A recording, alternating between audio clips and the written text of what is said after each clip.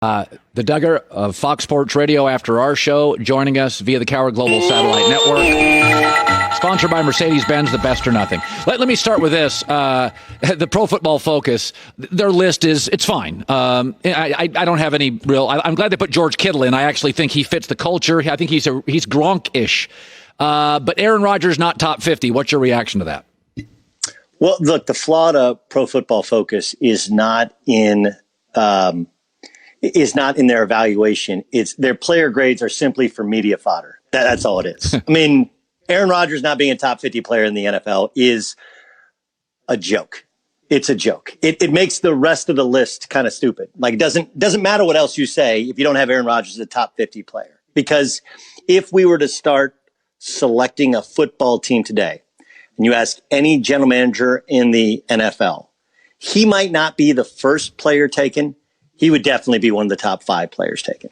So look, some of what you portrayed as the Packers' offensive issues are accurate. I completely disagree with Greg Cosell. I know he's watching film and he says that, that this is why they made the quarterback draft pick of Jordan Love. It's not why they made the pick. They made the pick because he's 36. And in 2 years, we'll see if he stays at this level, if he improves with more time in this offense. And if they won 13 games, he's one of the 2 or 3 best quarterbacks in football. Now, reasonable people know there's going to be some decline. And when this contract, some of that money comes off the books, they're going to do what the Packers have always done, which is hopefully have an heir apparent there. But that has nothing to do with their current level of contentment with number 12.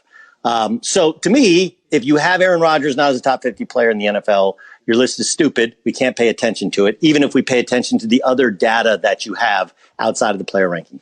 So they're going to have this 22 team format. It does feel. Hold on, Colin. Do you agree? Do you think he's not a top 50 player in the NFL? No, I have him in. Yeah, I have him in. I have him. I said just before. In or like? Well, I mean, if you're asking me, best quarterbacks in the league. If I started a franchise today, I'd start with Mahomes and Russell Wilson.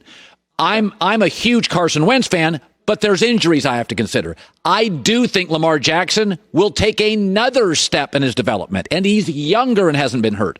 But I don't think any reasonable person can put Aaron below like a 4 or a 5.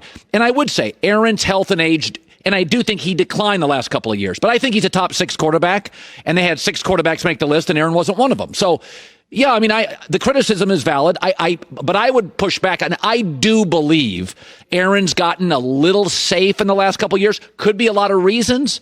I think he holds it a little long. He throws it away too much. And I think those are reasonable criticisms. I think they're reasonable criticisms. I also think it's reasonable to think that when you've been in the NFL as long as he's been in the NFL, he understands that turning the football over and forcing things, which was the Favre way, is no longer the way in the NFL. And if you don't like what you see, get rid of it, live to play another day, right? And if you ask people that actually watched their games last year, a big reason they were 13-3 as opposed to 9-7 was Aaron Rodgers doing otherworldly stuff, right? When he had to. So he does play it safe when he can, and when he can't, that's when he lets it rip. So, and look, the flaws to this team were apparent. They're a bad matchup with the San Francisco 49ers. I'm not sure there's much he could have done about that because they couldn't stop the run, and you're playing with fewer possessions. They don't have anybody take the top off the defense. But I don't think your criticism is wrong, but I think there's a logic to it.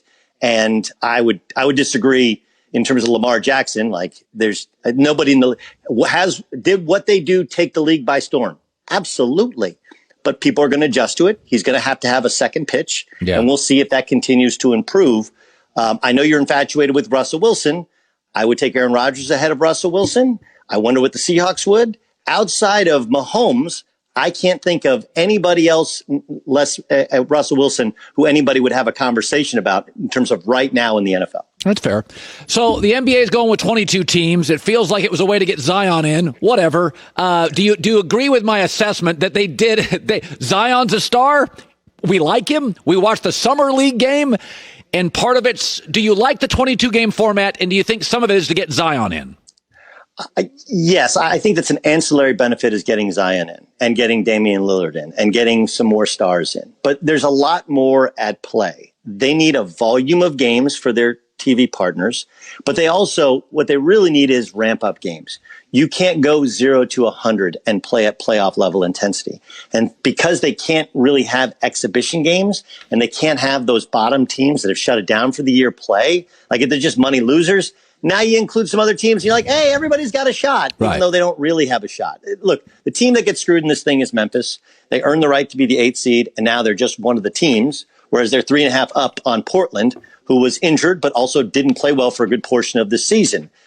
Nobody cares about Memphis, apparently, in the NBA league office in terms of the grand scale of things. I think the fascinating thing is that they're going head up with the U.S. Open, playoff baseball, college football, NFL football. And I understand that traditionally that's when people watch TV as opposed to July and August.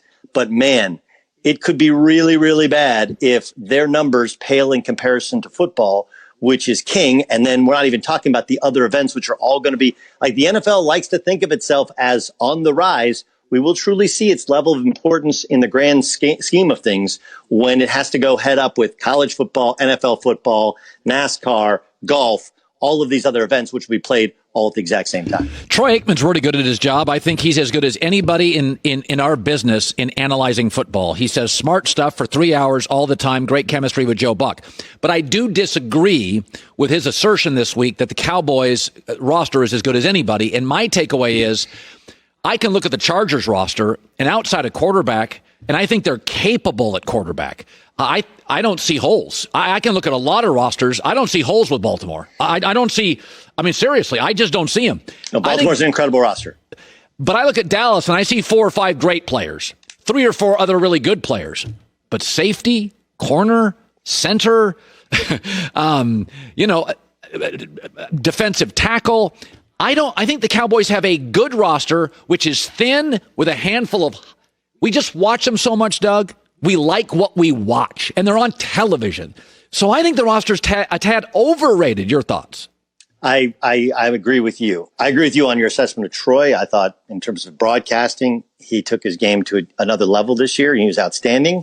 But I think it's one of those things when you see the Cowboys and you get to know their names, you assume that they're that much. If they're that much better, how the hell couldn't they win that division last year? You know, how did that happen? I think some of it is, we like to think that they have this dominant offensive line, but their offensive line isn't what it was a couple years ago when they won 13 games. They have aged. They have had some attrition. They have had some movement on that offensive line. Look, I think Ezekiel Elliott's top 5 back in the league.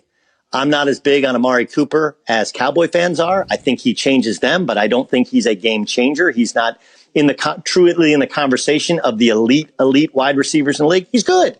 I like CeeDee Lamb. I like Dak Prescott. I just don't love it. And then you factor in what Tony Romo long told people, which is, hey, people are so concerned about what I do. You ain't going anywhere without a top 5, top 10 defense, right? Go back and track it. You tell me the teams, and even Kansas City, who got better, and how we look at defenses have changed. So I'm with you.